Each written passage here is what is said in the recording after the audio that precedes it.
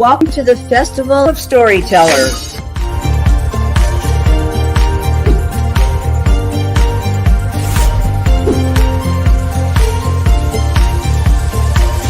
I thank everybody that's involved with this process because we know writers need readers and writers need publishers.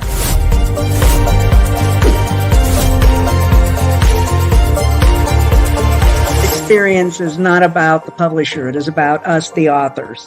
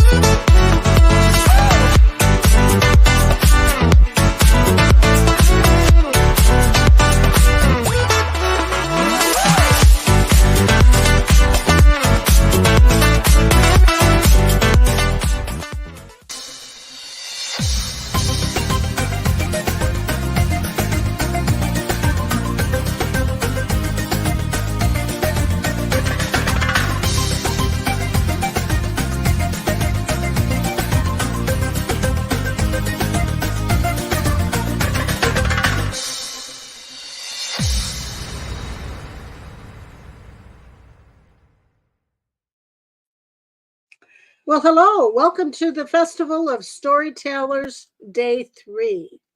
My name is Joanne Radke, and I've written a book called Why Is My House Always a Mess? Maybe you've asked that question. Why is your house always a mess? Well, I've wrote this book about how to organize and declutter your home in 30 days. You want to learn more? Just listen up.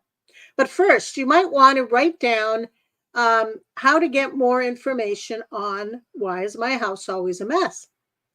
Learning how to declutter and organize your home by tuning into www.declutterinthirtydays.com. www.declutterinthirtydays.com. And you can, when you turn on that link, you will get to several pages. One will be some freebie pages. One will be Amazon, how to get to order the book, Why Is My House Always a Mess? And also a challenge, a 5-day challenge, and other things. So if you want to turn on www.declutterinthirtydays.com, and you will get all of that valuable information. Well, you're probably wondering, why did I write a book called Why Is My House Always a Mess? Well, because my house used to be always a mess. And I've learned through the years how to organize and declutter my home. And I've helped many other people do that as well.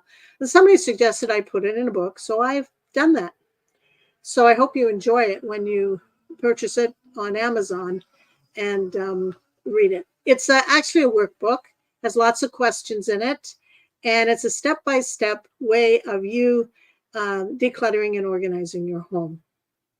Some of the topics, starting off the spiritual foundation of decluttering or of your home, putting the God factor into it. Why did I write a book like this? It's different than any other decluttering book because a lot of people start and stop and they never finish what they're doing. And I think the God element has to be added, which is basically asking God to help you, and he will.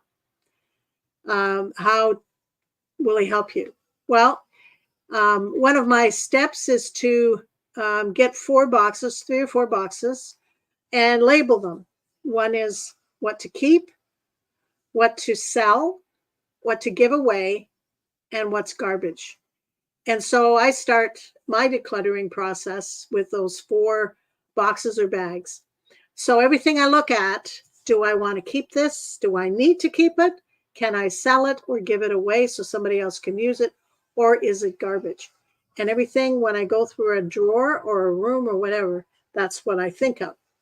And so what I keep goes in the keep box. What I want to sell goes in the sell box. What I want to give away goes in the giveaway box. And then what I want to throw out goes into the recycle bin. What advice would you give to readers who want to get more involved in the world of your book? Well, I would say to go out, get a copy, and to go through the book, to go through the chapters. There's actually 30 chapters, one a day, and it's focused on different topics regarding decluttering, and it has questions. For example,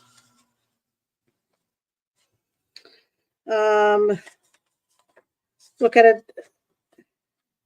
Embracing minimalism in the kitchen. So I asked the question, what area in your kitchen are you having space problems with? What items in your kitchen do I never use? And then you write them down. And letting go of the excess in your life. It's hard to do, but it's basically looking at your situation, like in a kitchen, for instance. How many spatulas do you have? How many pots do you have? How many frying pans do you have?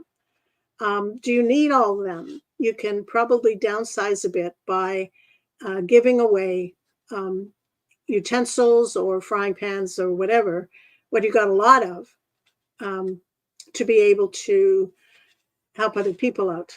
And nice to see you too, Ethan. Thanks for coming on board again. So basically, it's going through the questions, and that they will help you if you're honest about it. I said yesterday I was talking about, I just lost my train of thought. I was talking about decluttering in the aspect of, when I was younger, my dad was a hoarder, so he never got rid of anything. And Mom was a minimalist. She loved neatness, so she would get rid of all kinds of stuff. And that caused a conflict to some extent in the family. I remember one day coming home from school, and I had a box that I kept my Sunday school papers in. And it was a nice, neat box, fit to the T. Every Sunday I'd come home from Sunday school and I would read my Sunday school paper and I'd put it on top of the stack of them in my box. So it was nice and neat and tidy. So then I said, I came home and then my box was gone. And I said, Mom, what did you do with my Sunday school papers? She says, oh, they were messy. You didn't need them. I threw them out.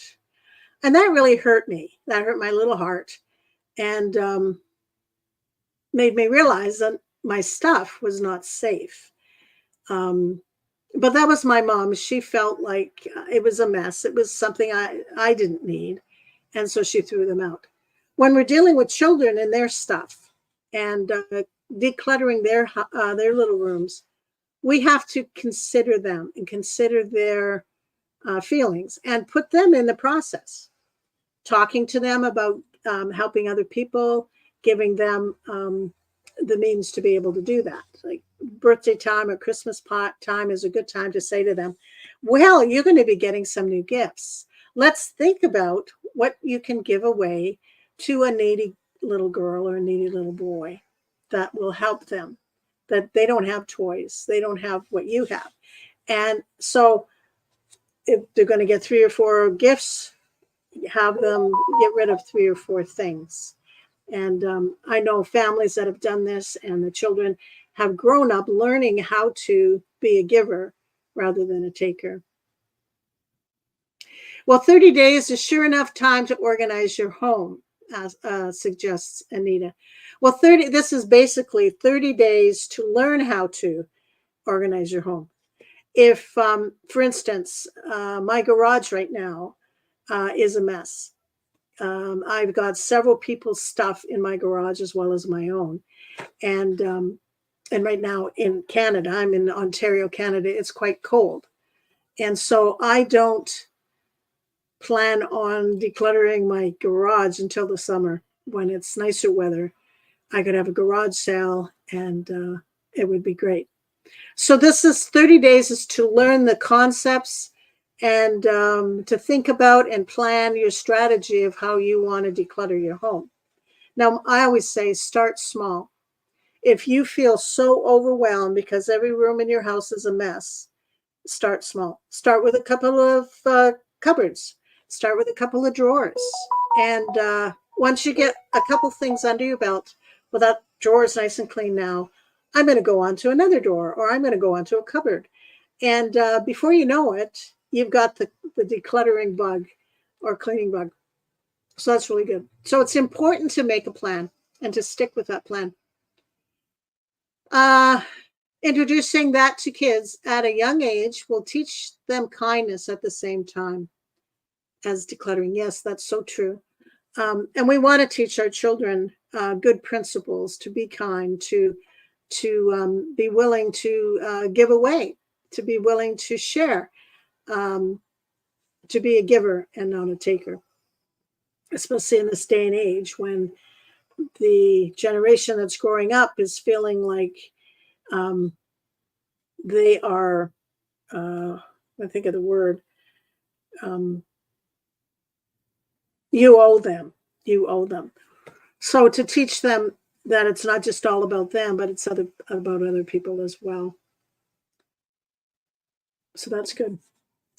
Brenda says, what advice would you give to readers who want to get more involved in the world of your book? Well, again, to be able to go through the book. It's a practical book. It's very easy to read. I've got a lot of personal little experiences that I've had in it. And as you go along to learn my decluttering journey. I remember going and visiting this one lady one time in her house. She was a rich lady, lived in a rich part of Toronto. And she invited me. I was going to pick up some, or to deliver some knitting that my mom had done, knitting and crocheting that my mom had done, so she could sell it in her beauty parlor. And so I went to her house to drop it off. And I thought, what a beautiful home. And so when I went in, opened the door and went into the home, I was absolutely flabbergasted at how messy this lady was. It wasn't just mess, it was hoarding. Everything, every chair had papers and stuff on it. You went into her kitchen, every drawer was open with stuff hanging out of it. I'd never seen such a mess, such a hoarding mess. And there was no place for me to sit. She had to move the stuff off a chair for me to sit down. And I thought, how sad. Here's this beautiful home, and you can't use it. She can't live in it, really. And she was kind of like, I would say, scatterbrained, because I don't know about you, but I know for me, if I was to be in a room with mess all around me, I'm not at peace. I work from home 4 days a week. And when my desk is a mess, I cannot work. I have to clean the desk up first before I can concentrate and say, okay, I'm at peace. What do I need to work on? And I have little pigeonholes, little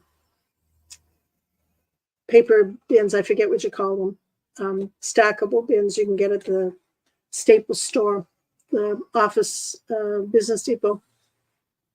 And I have little boxes in those bins, and when I get a piece of paper from work regarding this, it goes in this box, it goes in that box. So throughout the week, as I get emails, I'll print them off and stick them in each box that they pertain to, and then when I'm ready, I'll take that box of stuff and work on it. And then the box is empty, I put it back in the bin. And that way I keep my work flowing, and I'm always organized. And my office is nice and decluttered. Yes, the book is more than decluttering. It's actually devotional too. It will give you help you in 30 days to make a habit of talking to God, reading a scripture, and thinking about God in your life. God, the creator, your Father, wants to be in your life, in every area of your life, and wants to help you organize your home. So that's the difference between Why Is My House Always a Mess and most other decluttering books, the God element. What did I learn about myself as a writer while working on this project? Well, I learned I can do it. I can do it. It was easy. It was fun. I enjoyed it. I love writing. But I've never really had a book published quite this way before. It's on Amazon. So I learned that, hey, go for it, jump for it. So I'm working on my second book now in this series, and it's Why Am I Always in Debt? We'll talk about that tomorrow and the next day on this forum. And that should be fun, talking about getting out of debt, how many people are out of debt, how to balance a budget and get out of debt in 30 days, learning the keys for that. And then my third book, which I haven't written yet, is on relationships. Why are my relationships always toxic? And then dealing with that. That was the original book I wanted to write, but because I'm not a known author, my publisher felt that I should go with something that's very simple, like decluttering your home and finances too, that everybody can relate to. How has my writing evolved over the course of your career? Well, I've taken a couple of writing courses. When I was younger, I used to write poetry all the time and stories. And what I realized, one of the courses I took by Jerry Jenkins, he was the guy who wrote the Left Behind series, New York bestseller many times over. And now his son is doing the Chosen TV series.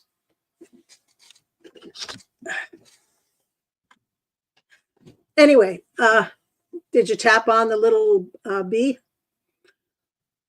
So what I realized when I was writing articles for my lessons in Jerry's writing school, I realized that, man, I was writing stuff I never even thought about before.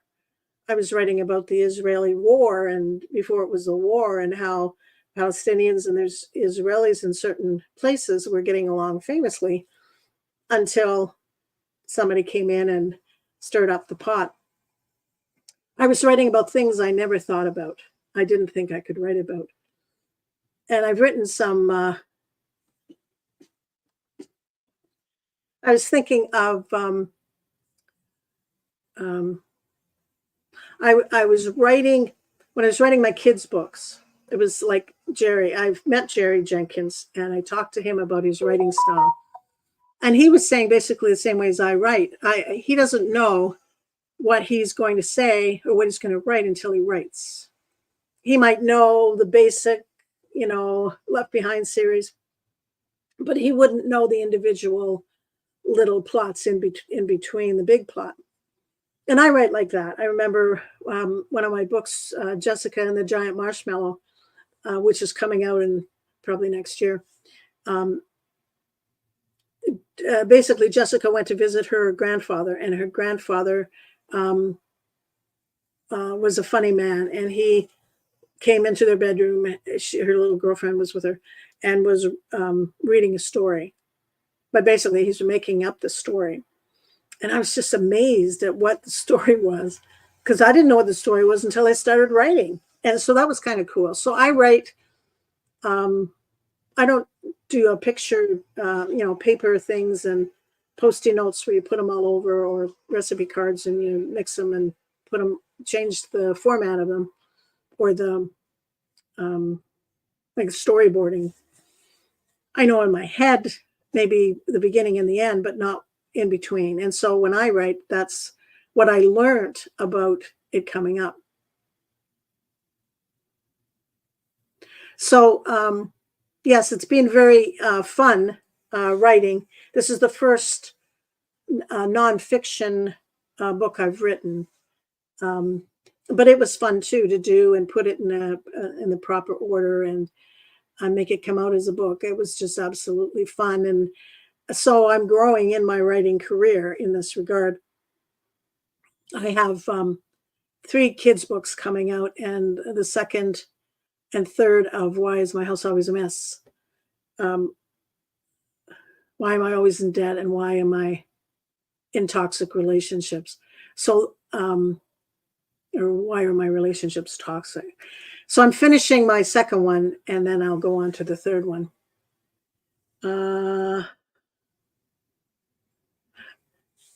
Yeah, I do have a different take, I guess, on dealing with mess.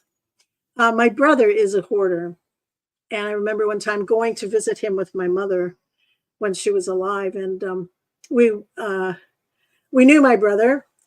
His wife was very clean and tidy until she moved in and married my brother, and he was a mess, a messy kind of guy. Didn't really clean up very well. So we decided we would go, and we went to Kentucky Fried Chicken and picked up a barrel of chicken, a bucket of chicken, and we asked for paper plates and forks to come with it.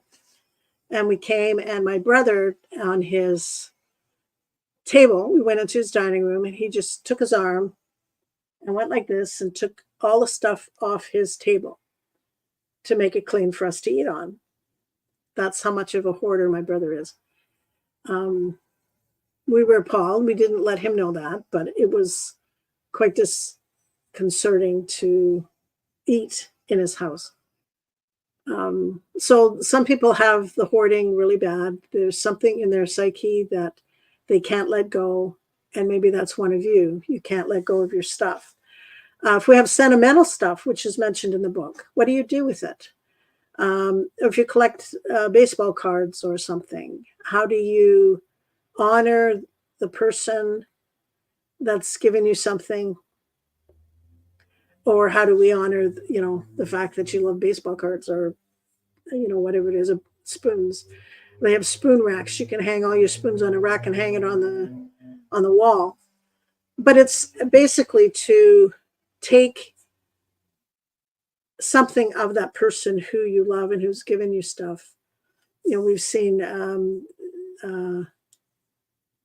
shirts, like hockey shirts, being pinned on a wall in a picture frame.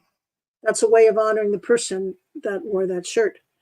I've been into homes where the man has a ball, a football or baseball or whatever kind of ball, in a plastic container that nobody can touch it because it's precious to him. But he's honoring that.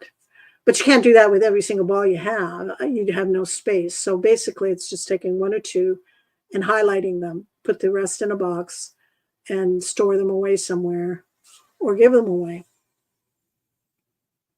So Anna says, what do you find most rewarding about being an author? Well, I think it's just the fact that I am writing and putting my thoughts on paper, and other people are reading it. I have a voice, and we all have a voice. And it's important that we get it out there, not just for our children and grandchildren, but maybe for the world.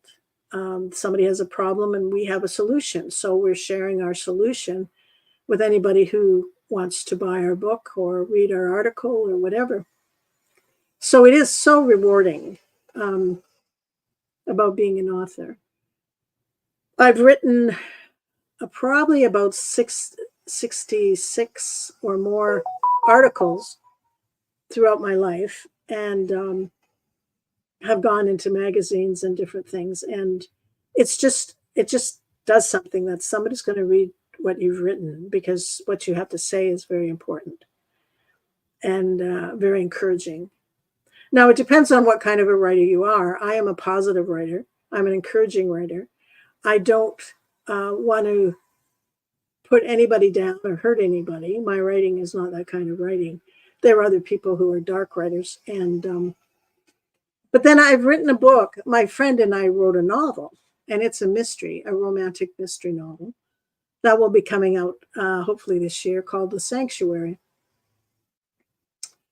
And so that's a little darker because it has to do with a girl who was raped and how she carries out the murders because of what happened to her like 15 years before. And then the solving of the murder and the FBI agent going undercover and in that scenario as well. So it was fun to write, as it was fun to write with my friend, and to see it come about is amazing. So because that book was probably 15 years old, 15 years in the making. My kids' books, I wrote them about 30 years ago, the two of them 30 years ago, and now they're coming into print, which is really fun.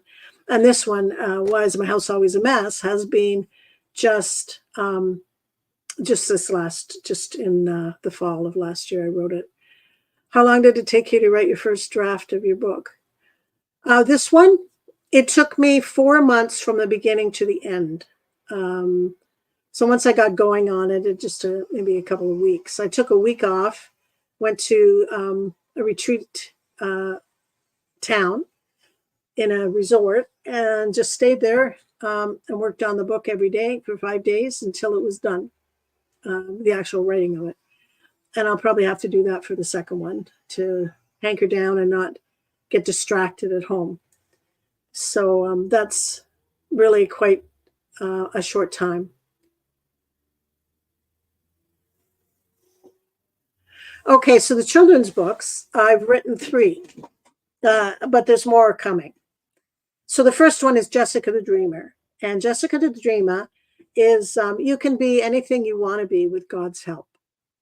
And that's a book about just dreaming your dream big, and give it to God and let God help you get it to be. So Jessica the Dreamer, she's a little girl who wants to be a famous chef one day, and she's in math class, and there's this math problem with ice cream and nuts, and how much ice cream for this and how much nuts for that kind of thing, for a class of 30 plus the teacher. So everybody has to work on this math problem. So her mind just starts going. She goes home with the math problem in her head and goes up to do her homework with her cat Fluff.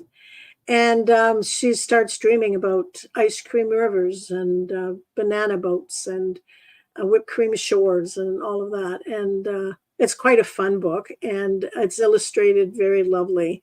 My illustrator, who illustrated it 20 years ago, was really forward thinking, because she was going and thinking of the ethnicity of children in a classroom. And so there's all kinds of different children from all backgrounds that are in this book. So anyway, to make a long story short, the teacher comes to visit her, and she serves her dinner with her mom. And pizza alla mode is the dessert, and there's a recipe for pizza alla mode at the back of the book. Anyway, so the teacher visited Jessica to let her know that she wanted her to work on the project. And the project basically was she was going to serve ice cream sundaes to the kids the next day. So she was going to help as they're figuring out this problem. The second one is Jessica's Dilemma. It's about judging. Jessica, a new kid on the block, they're doing on a play, and this new kid gets the part Jessica wanted, so she's mad and judges a little girl. And how to deal with judging. Children judge, we all judge, and there's ramifications of judging. And then the third one is Jessica and the Giant Marshmallow, and that's about sharing. And I'll leave that with you. Well, my time is up. I want to thank you for coming to this session and listening to it. Tomorrow, Thursday and Friday this week, it'll be not Why Is My House Always a Mess, but the second in this series, Grandma's series. Ask Graham, she'll know what to do, is why am I always in debt? Okay. And a 30-day way how to get out of debt and balance your budget in 30 days. forever. Okay, so God bless. Thanks for watching. And don't forget, tune in to www.declutterinthirtydays.com. Thank you. God bless. Bye now. Signing off.